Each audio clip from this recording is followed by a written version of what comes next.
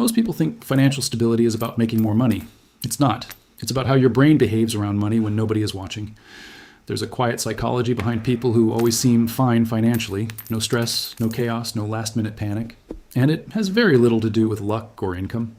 It has everything to do with a few simple rules they follow so consistently that it almost looks boring from the outside. But that boredom? That's the secret. The first shift is understanding that money problems are rarely math problems. They're emotional problems. You already know you shouldn't overspend. You already know saving is important. Yet something pulls you in the opposite direction. That pull is your brain chasing comfort, status, and instant reward. Minimalist money thinking starts when you stop trying to out-earn your bad habits and start outsmarting them. Financially stable people don't trust their impulses. They design systems that protect them from those impulses. One of the most powerful rules is this.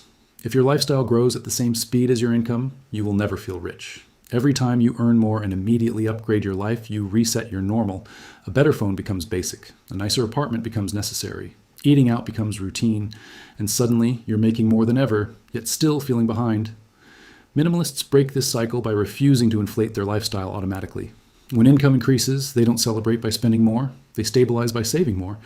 This creates a gap between what they earn and what they use. And that gap is where freedom lives. Another rule that changes everything is learning to delay gratification without feeling deprived.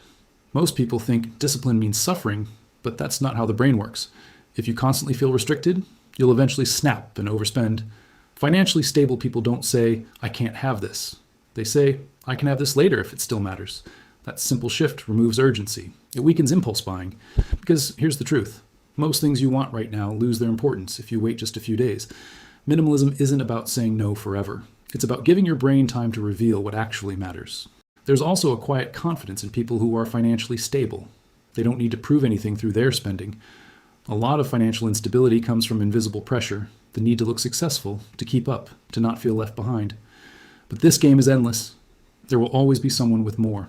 Minimalist thinkers opt out. They stop using money as a way to communicate identity. Instead, they let their peace speak for them. When you no longer need external validation, your spending naturally drops because you're no longer buying for others. You're choosing for yourself. Another important psychological rule is making saving automatic instead of optional. If saving depends on motivation, it will fail. Motivation is inconsistent. Discipline is exhausting. Systems are reliable. Financially stable people treat saving like a bill, not a choice. As soon as money comes in, a portion is moved away before there's a chance to spend it. This removes the daily decision-making that drains willpower. Over time, you stop feeling like you're saving at all. It becomes your default reality.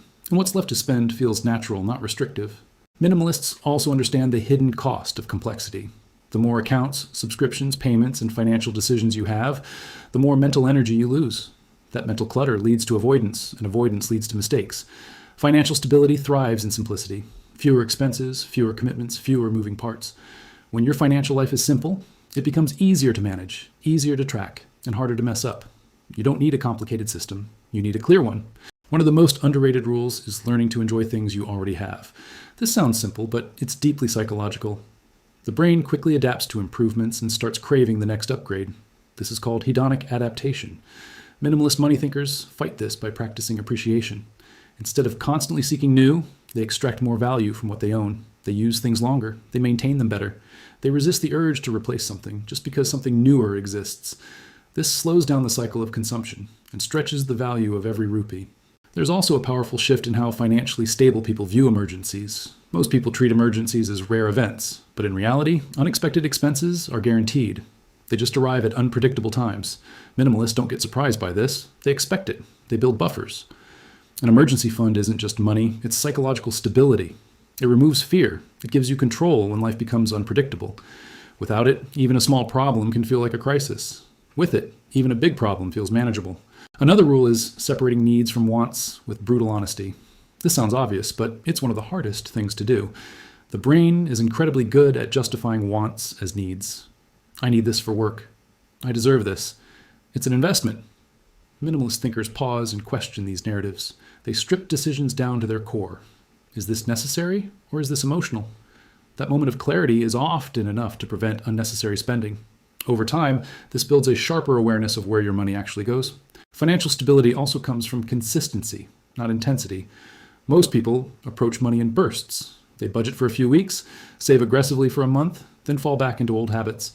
Minimalists take the opposite approach. They focus on small actions done repeatedly over time, saving a modest amount every month, avoiding unnecessary expenses regularly, staying within limits consistently. These actions don't feel dramatic, but they compound, and compounding is where real change happens. There's also an important emotional rule. Don't use money to escape discomfort. Retail therapy, impulse buying, and unnecessary spending often come from emotional triggers: stress, boredom, frustration. The purchase feels like relief, but it's temporary, and it often creates more stress later. Financially stable people recognize this pattern. They don't try to eliminate emotions. They just don't let those emotions control their spending. They find other ways to cope, whether it's rest, reflection, or simply sitting with the feeling until it passes. Minimalists also embrace the idea that not every opportunity is worth taking. Just because you can afford something doesn't mean you should buy it. This is a major mindset shift. Most people see affordability as permission. Financially stable people see it as a choice. They ask, does this improve my life in a meaningful way? If the answer is no, they let it go, even if they can easily afford it. This creates a sense of control that goes beyond money.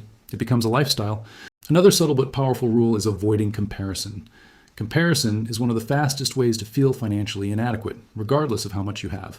There will always be someone earning more, spending more, living bigger. Minimalist thinkers define their own version of enough. They decide what stability looks like for them, not based on society, but based on their own values. This removes constant pressure and allows them to make decisions from a place of clarity instead of insecurity. They also understand that time is more valuable than money, but only if money is managed properly. When your finances are chaotic, money controls your time. You work more, stress more, worry more. But when your finances are stable, money starts giving you time. Time to think, time to rest, time to choose. Minimalist money rules aren't just about saving, they're about creating space in your life. At the core of all of this is one simple idea. Stability comes from alignment. When your spending aligns with your values, your goals, and your reality, everything becomes easier. There's less friction, less regret, less confusion. You're not constantly correcting mistakes or dealing with consequences. You're moving forward with intention. And maybe the most important psychological rule of all is this. You don't need to feel rich to be financially stable. You just need to feel in control. That feeling doesn't come from how much you have. It comes from how you manage what you have. It comes from knowing that you're prepared, that you're consistent, that you're not at the mercy of every impulse or every unexpected event. Financial stability isn't loud. It doesn't show off. It doesn't demand attention. It's quiet, steady, and often invisible. But once you experience it, you realize it's far more valuable than any temporary upgrade or flashy purchase. It's the ability to breathe without financial stress sitting in the background. It's the freedom to make decisions without fear.